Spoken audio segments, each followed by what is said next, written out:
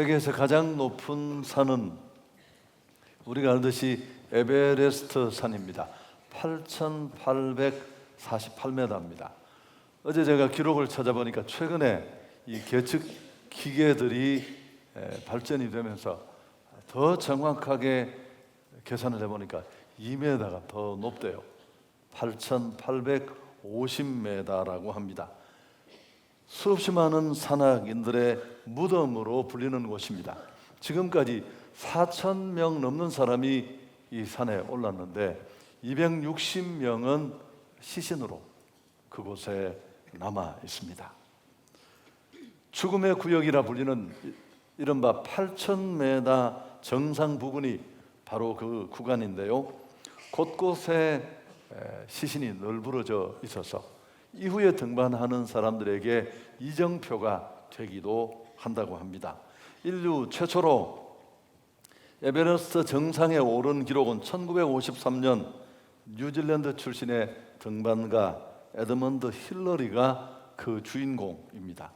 그렇지만 정말 유능한 셰르파, 전설적인 셰르파인 텐진 노르가의 도움이 없었다면 이건 불가능했습니다. 최초로 이 에베레스트를 등정에 성공한 이 최초 사진에 찍힌 주인공도 힐러리가 아니고 텐진입니다.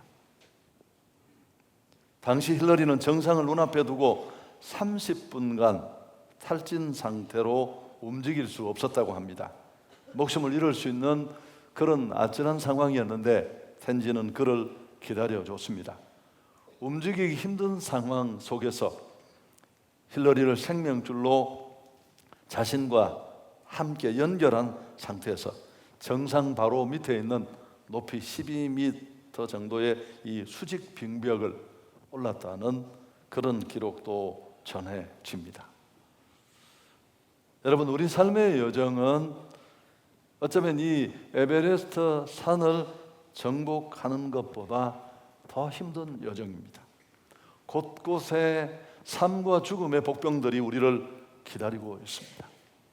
결코 녹록지 않은 여정입니다. 그렇지만 좋은 안내자를 만난다면 우리는 얼마든지 정상을 정복할 수 있습니다.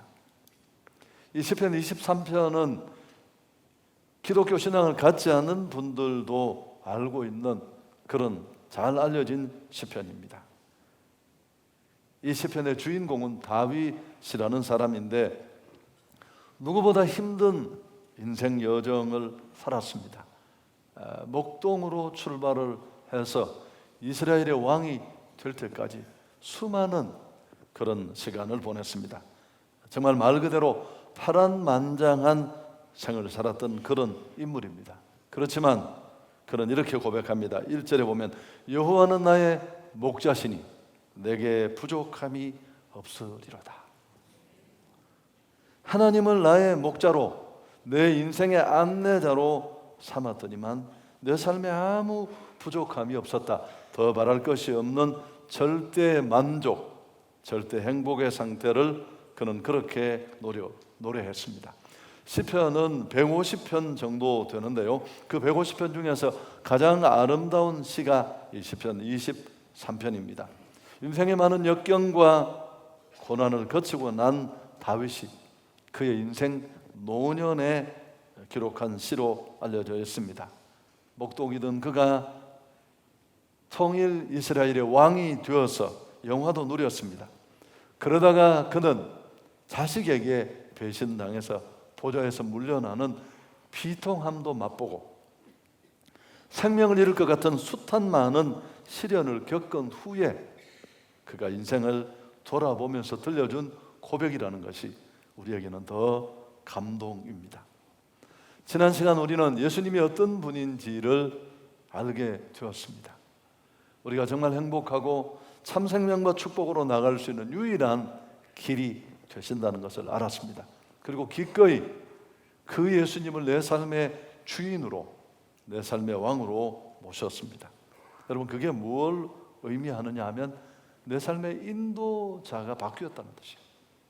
나는 인생이 내 것인 줄 알고 내 마음대로 살았는데 나는 길도 모르고 정말 좋은 것도 모르는 우둔한 존재인 줄 알고 내 삶의 인도자를 바꾼다는 뜻이에요. 오늘 왜 하나님과 우리의 관계를 양과 목자의 비유의 관계로 예를 들었는지 예수 믿는 우리는 잘 압니다. 이스라엘 사람들은 더 잘 알았겠지만 모든 동물 중에 가장 어리석은 게 양이래요. 전형적인 길치입니다. 목자 인도를 받지 않고 길을 잃어버리면 다시 원래 자리로 복귀를 못해요. 50m 앞은 눈썹이 길어서 바라볼 수도 없고 거기다가 또 숏다리입니다. 가다가 일이나 늑대의 공격을 받으면 이 보폭이 좁아서 도망도 못 가요. 공격할 수 있는 날카로운 이 뿔 이런 것도 없고 또 주는 대로 먹고 너무 배불리 먹고 풀을 뜯고 뒤로 퍽 주저앉으면 혼자 힘으로 못 일어서요. 그래서 목자가 이렇게 지팡이 끝에 둥근 걸로 목을 걸어서 다 세워 일으켜 주어야 돼요. 그래서 목자로부터 분리된 양은 그건 무조건 100% 방황, 고립, 죽음밖에 기다리고 있지 않습니다. 시간의 문제가 남아있을 수뿐. 그래서 목자와 양의 관계는 생명관계입니다. 우리가 예수 믿고 그 예수님을 나의 구주로 모신다는 것은 내 인생이 내 것인 줄 알고 내 마음대로 살았던 내 삶의 자리에서 내려서서 하나님 그분을 내 인생의 주인으로 또 인도자로 모신다는 뜻입니다. 오늘 이 시편 23편에도 2절, 3절 끝에 인도하신다는 구절이 반복된 이유도 여기에 있습니다. 그분이 내 삶을 인도하시면 첫 번째 누리는 축복이 뭐냐 하면 2절에 나와 있습니다. 그가 나를 푸른 풀밭에 누이시며 쉴만한 물가로 인도하시는 도다. 이 비유대로라면 양이 누릴 수 있는 최적의 환경이 푸른 풀밭, 쉴만한 물가입니다.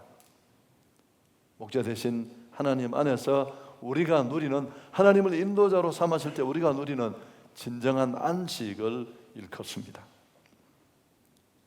우리의 목자 되신 우리의 인도자 되신 하나님은 마치 목자가 양을 알듯이 우리를 너무너무 잘 알아요. 여러분 이건 TV에서 많이 보셨죠? 수백 마리, 수천 마리 눈을 가려도 목자는 양을 다 알아요. 한번 놀라는 척이라도 해주시죠. 그래서 어떤 시인은 이렇게 표현했습니다. 내가 나를 아는 것보다 그분이 나를 더 잘 아신다. 그 하나님은 나보다 더 나 가까이 계신다. 이유가 뭘까요? 그분이 우리를 만드셨어요. 그래서 너무너무 잘 아시죠. 어디가 약하고 어디가 부족한지를. 특히나 주목해야 될 부분은 2절에 그가 나를 푸른 풀밭에 누이시며라는 이 단어는 너무너무 중요해요. 여러분 짐승들 중에 동물들 중에 이렇게 퍽 앉아서 누울 수 있는 그런 동물이 몇 없습니다. TV 우리 많이 보잖아요. 무슨 맹수의 왕 먹이사슬의 제일 꼭대기에 있는 뭐 사자, 호랑이 같은 그런 정말 대단한 동물들 외에는 못 누워요.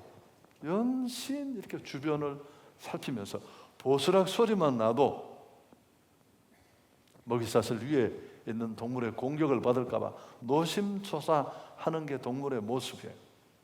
근데 언제 비로소 누울 수 있느냐 하면 필립 켈러라는 실제로 목자 생활을 8년이나 하고 양과 목자라는 책을 썼습니다. 큰 히트를 쳤는데 그 책에 보면 양은 다음과 같은 경우에 누울 수 있어요. 첫째, 겁이 많은 동물이라 두려움으로부터 위기로부터 완전히 벗어났다는 확신이 들 때. 두 번째, 양은 집단 생활을 하기 때문에 공동체, 상호 간에 다툼이 없고 평화가 있어야 돼. 세 번째, 파리나 기생충 같은 공격이 없어 괴롭지 않을 때. 여러분 혹파리라는 파리가 코에다가 알을 sul면 이 알이 콧구멍을 통해서 뇌로 들어가서 양이 죽음에 이른다고 합니다. 양들이 그렇게 뛰어다니는 건 좋아서만이 아니라는 것. 이 코에 붙은 파리를 어떻게든지 떼내려고 뛰어다니는 거죠. 네 번째는 배부르게 꼴을 먹고 이제 충분히 배가 채워졌다라는 생각을 할 때 비로소 자리에 누울 수 있다고 합니다. 참 그러니까 이 눕는다는 표현은 마치 물과 물고기의 관계처럼 하나님은 우리에게 부담도 저항도 아닙니다. 우리가 너무 멀리 오랫동안 떠나 있어서 처음에는 좀 이상할 수 있는데 조금 있어 보면 정말 이게 행복이고 이게 안식이구나.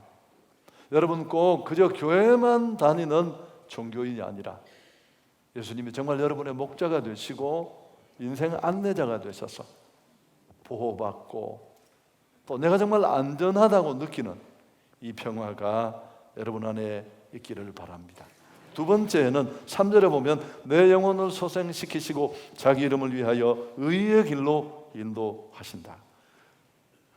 앞에 말씀드린 2절의 내용이 육적인 안식과 평화라면 인간은 영적으로도 평화가 필요합니다. 안식이 필요합니다. 왜냐하면 우리는 육적 존재만 아닙니다. 그죠? 먹고 마시고 안전하고 등 따시고 배부르다고 우리 인생이 끝나는 게 아닙니다. 보통은 이런 영적인 배고픔을 잘 못 느껴요. 우리가 그 필요를 채워본 적이 많지 않기 때문에 대체적으로 이 영적인 곤고함은 어떤 모습으로 우리 삶 가운데 드러나느냐 하면 공허함으로 많이 드러나요. 뭔가 내 안에 채워지지 않는 갈증이 있습니다. 그래서 막 대신 이것저것으로 마치 목마를 때 탄산수를 마시는 것처럼 허겁지겁 돌이켜 봅니다만 답이 아니에요.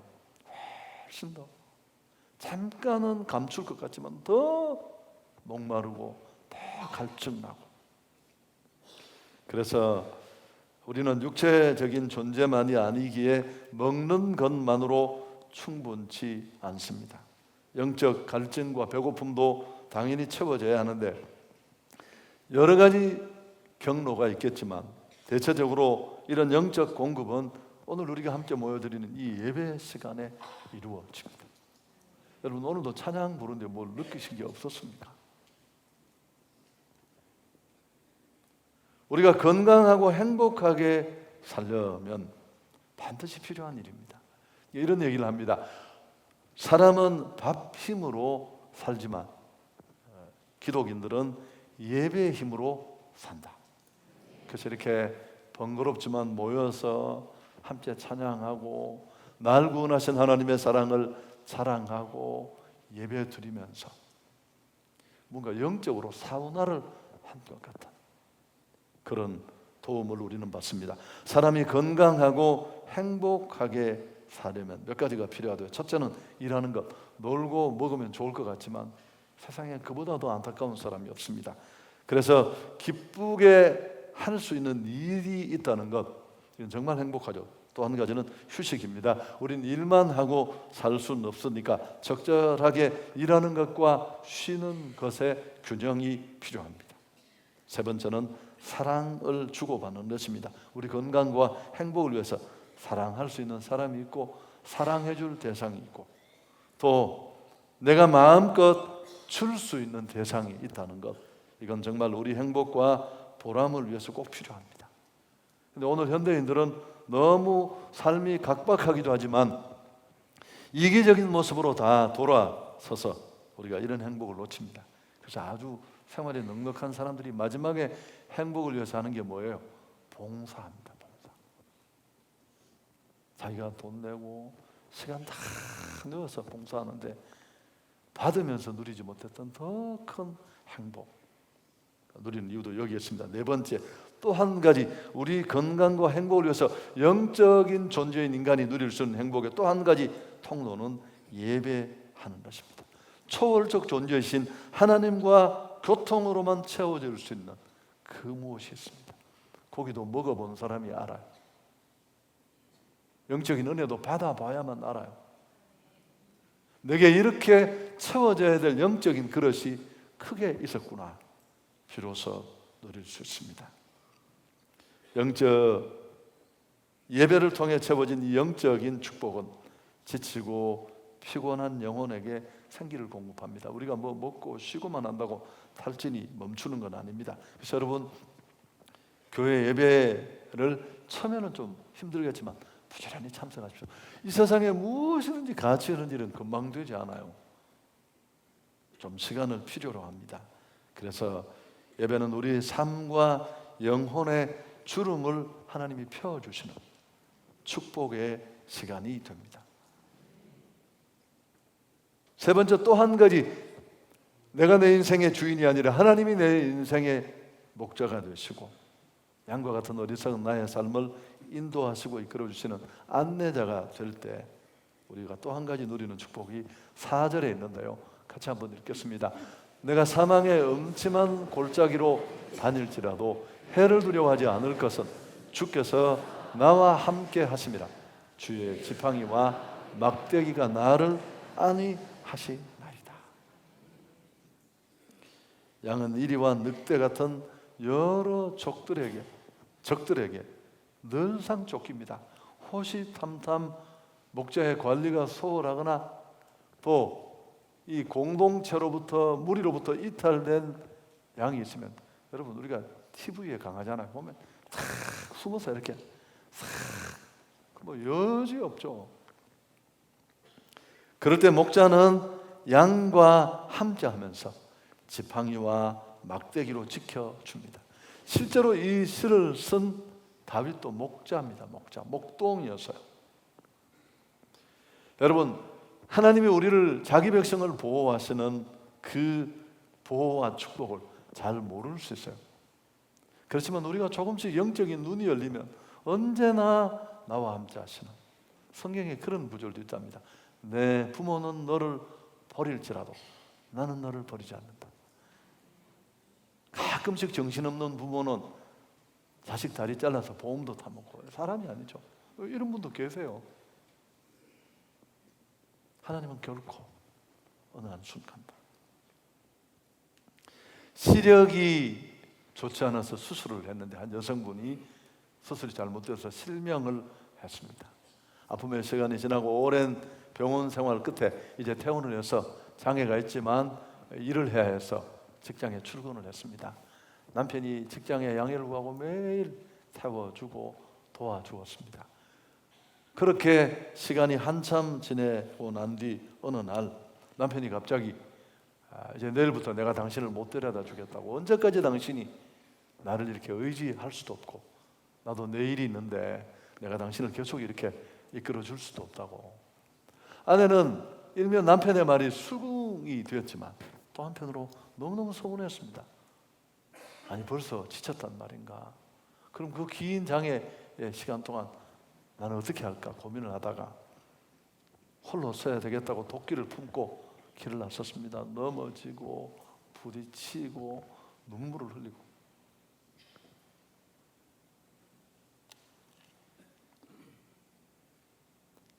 보름쯤 지난 어느 날 버스를 탔는데 운전수가 얘기를 하는 거예요. 부인은 참 좋으시겠다고 저렇게 훌륭한 남편을 두어서.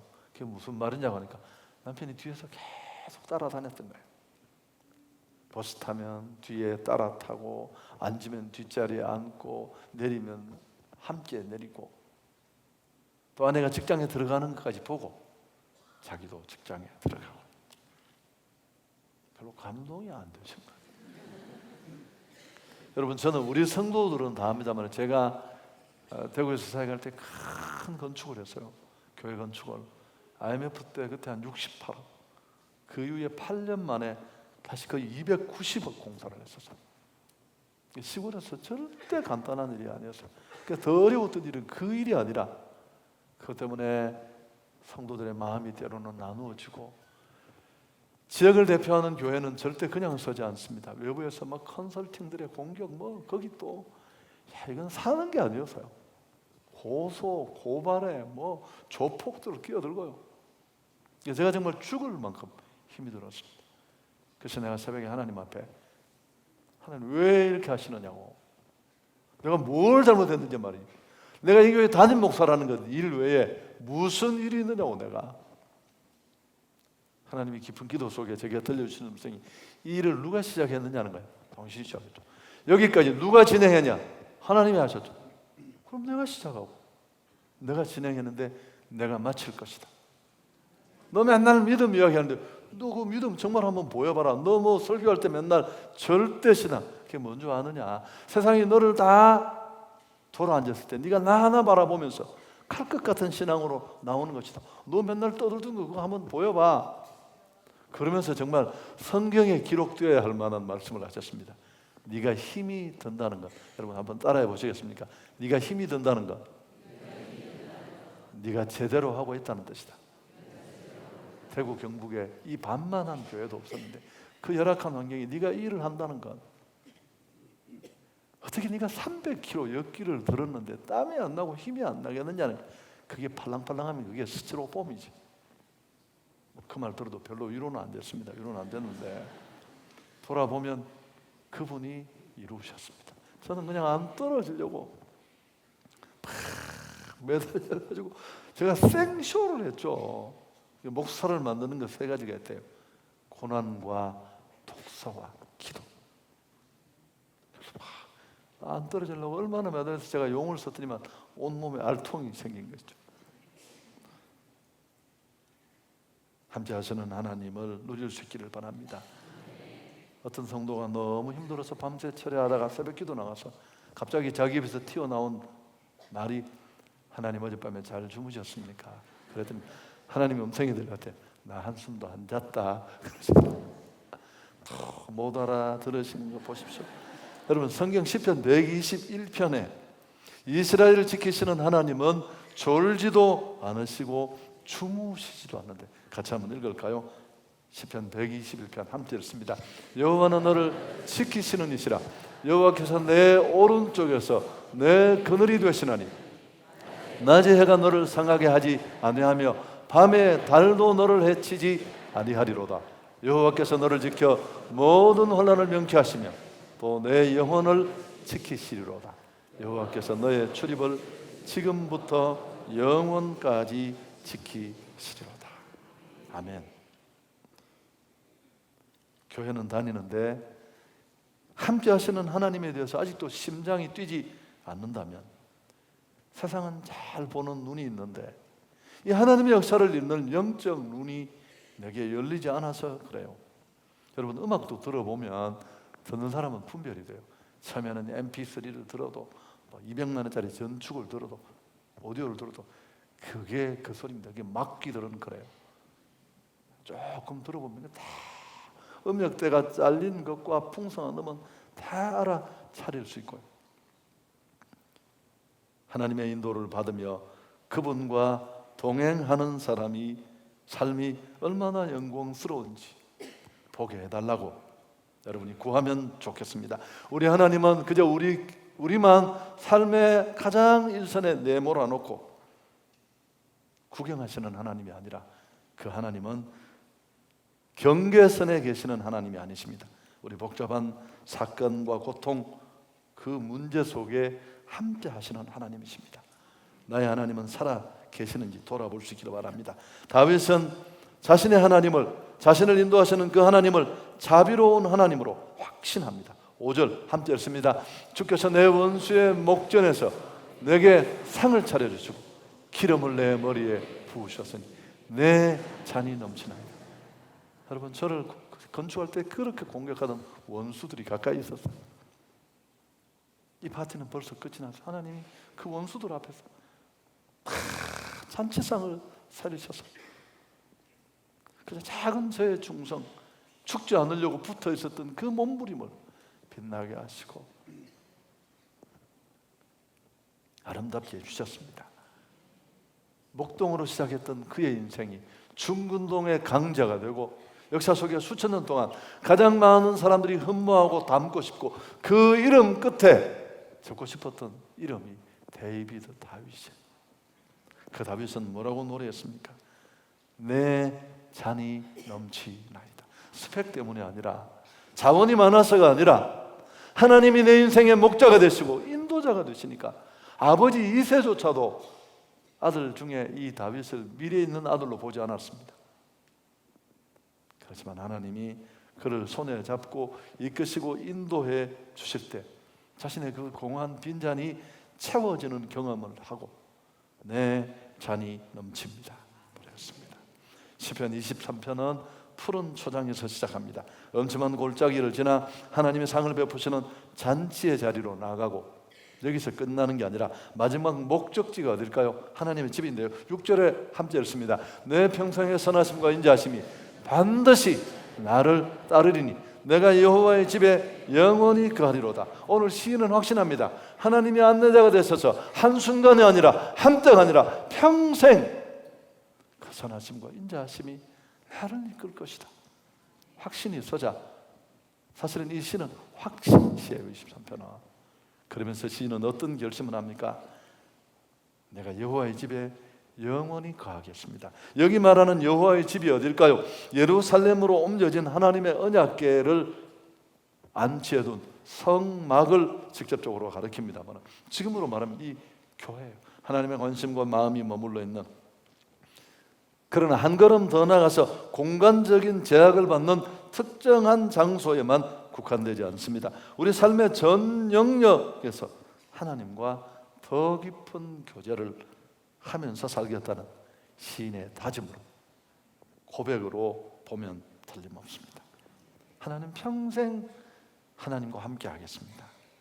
주의 전에 머무르면서 광야 같은 인생길, 여러분 인도자 없이는 어려워요. 8,848m의 에베레스트 산을 오르는데 세르파의 도움 없이 가겠다. 정신 나간 사람이에요. 여러분 이 에드먼드 힐러리의 기록도 읽어보면 의문이 아직도 많이 남아있어요. 정말 올라간 사람이 힐러리가 맞느냐? 왜 그 찍힌 깃발 들고 찍은 사진이 텐진의 얼굴이냐? 물었습니다. 논란이 계속돼서. 그러니까 힐러리가 뭐라고 대답했을까요? 텐진이 카메라 조작법을 잘 몰랐다.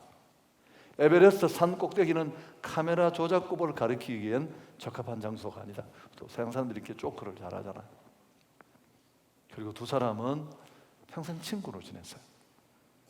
여러 가지 우리가 상상할 수 있는 얘기들이 그 속에 많이 있습니다. 여러분 그건 무모한 일입니다. 우리 삶의 여정은 그것보다 훨씬 더 험난한 길입니다. 인생을 조금만 살아보면 다 알아요. 한치 앞을 모르고 세울 것도 많고 지킬 것도 많은 게 인생입니다. 2개 세워놓으면 3개 넘어지고 5개 지키면 2개 구멍 나고 코에 단내가 멈출 날이 없습니다. 그게 내가 지키는 인생의 모습입니다. 평안도 안식도 자유도 행복도 없는 삶. 예수님이 나의 선한 목자가 되시면 오늘 다윗과 같은 고백을 우리도 하게 될 줄 믿습니다. 여호와는 나의 목자시니 내게 부족함이 없다. 가톨릭을 이끌었던 고 김수환 추기경의 묘비에 이 구절이 쓰여져 있습니다. 물론 공동 번역으로 쓰여져 있습니다. 여호와는 나의 목자시니 내게 아쉬울 것이 없어라. 이 얘기를 제가 몇 번 했어요. 너무 재밌는 얘기였어. 그래도 오늘 처음 오신 분들이 계시니까 이 얘기를 대체할 만한 얘기는 없습니다. 또 하겠습니다. 이제 저 같은 목사가 이제 외국을 주에 무슨 선교나 여행으로 갔는데, 그럼 수요일쯤 이 주보에 본문이 다 미리 전해져야 돼요. 인쇄돼서 토요일 날 배달이 돼야 성도들이 이 주보를 볼 테니까. 그래서 이제 이 주보를 담당하는 교역자가 목사님한테 전화를 한 겁니다. 이번 주 설교 제목이 뭐냐고, 본문이 어디냐고 하니까 시편 23편, 오늘 제가 하는 이 본문 시편 23편 1절에서 6절 제목이 뭐냐고 물으니까 보통 설교 제목이 여호와는 나의 목자신입니다. 99%. 그래서 여호와는 나의 목자신이라고 말하니까 이 직원이 전화가 잘 안 들어서 뭐 더 없습니까? 뭐가 더 필요해? 그리고 이제 집에 돌아와서 토요일 날 외국에 와서 이렇게 돌아와서 주보를 봤더니만 주보에 본문이 잘 나왔어요. 설교 본문은 시편 23편 1절에서 6절인데 제목이 재밌었습니다. 여호와는 나의 목자시니 뭐가 더 필요해? 그래서 화가 났습니다. 아니 이 사람이 이럴 말이 어떻게 이렇게 하느냐고. 불러서 한마디 하려고 하다 보니까 자기 제목보다 이 제목이 훨씬 나았어요. 여호와는 나의 목자시니 뭐가 더 필요해? 여러분 목동인 다윗이 이렇게 빛나게 살았어. 감동 어린 고백을 쏟아놓는데 학벌, 얼굴이 네모로 생기고 필요 없습니다. 여러분 그건 졸업할 때 졸업식 날 이렇게 섰을 때 약간 기분이 좋지. 살아보면 별로 차이를 못 만듭니다. 그러나 하나님이 우리의 목자가 되시고 안내자가 되셔서 인생을 가이드하신다면 우리도 똑같은 고백을 하게 될 줄 믿습니다. 자신이 만들어가는 인생이 있습니다. 반면에 하나님의 인도를 받는 인생이 있습니다. 인생은 스펙이 결정짓는 게 아니고 누가 그의 삶을 인도하느냐, 그의 인생 중에 누가 그를 지원하고 서포트하느냐에 따라서 갈라집니다. 하나님을 목자로 모시고 그 인도를 받을 수 있기를 축복합니다. 그러려면 첫 번째 뭐가 돼야 될까요? 내가 양이라는 걸 알아야 돼요. 여러분, 양들 중에 이 정신없는 양들이 많아요. 양양거리면서 지가 다 아는 줄 알고 무리에서 도망가고 목자의 코치를 불편하게 생각하고, 그래서 이 공동체를 이탈하면 죽음이에요. 죽음. 스스로는 돌아올 힘이 없어요. 목자는 이 양의 상태를 잘 알기 때문에 목자의 수칙 중에 하나가 뭘까요? 양을 찾을 때까지 찾아야 돼요. 잃어버리면 건강한 양을 우리에 두고, 성경에도 나오는 얘기입니다. 마지막 수칙이 뭐냐면 목자는 양을 포기할 때는 잔해라도 찾아야 돼요. 늑대가 뜯어먹고 남은 뼈라도 찾아야 찾기를 멈춘다. 아니, 숏다리에 공격을 받으면 스스로는 아무 공격도 물리칠 자구책도 요만큼도 없는 어리석은 양이. 여러분, 개와 고양이는 들개가 되고 홀로 살아남을 수 있지만 양은 불가능합니다. 죽음을 의미하니까요. 그래서 인생은 고난을 만나보면 정말 내가 아무것도 모르는구나 라는 걸 알게 됩니다. 내가 양이라는 것을 인정할 때 주님은 내 인생의 목자가 되실 수 있습니다. 할렐루야. 이 얘기하고 설교 마칠게요. 이것도 실제로 제가 본 겁니다. 책에서 읽고 설교 많이 했어요. 양들이 말을 잘 안 들어요. 지가 다 양도 또 지대로 또 살고 싶은 마음이 있으니까요. 그래서 이제 너무 말 안 듣는 이런 양들은 어떻게 하겠습니까? 목자로서는 방법이 없어요. 하다가 말 안 듣는 것들은 마지막에 그냥 잡아먹고 마는데, 그 전에 마지막으로 극단의 경우에 할 수 있는 조치가 뭘까요? 멀쩡한 다리를 다 부러뜨려 버린다. 제가 책에서 이 글을 읽었는데 진짜 몽골을 갔는데 우리 선교사님 무슨 죽습니다. 저거 정말 양 한 마리가 이렇게 목자 옆에 쭈그리고 앉아서 붕대를 감고, 늑대 밥 되는 것보다는 그게 마지막 취할 수 있는 길이에요. 멀쩡한 다리를 다 부러뜨려서 거기에 주저앉혀 놓고 6개월 정도 먹이를 주면서, 그럼 이 지잘만 남맛에 살던 양이 그 목자의 리더십을 그때 비로소 인정을 한대요. 그래도 안 되는 것들은 요새 양고기 요리하는 데가 주변에 많습니다. 하나님께 영광.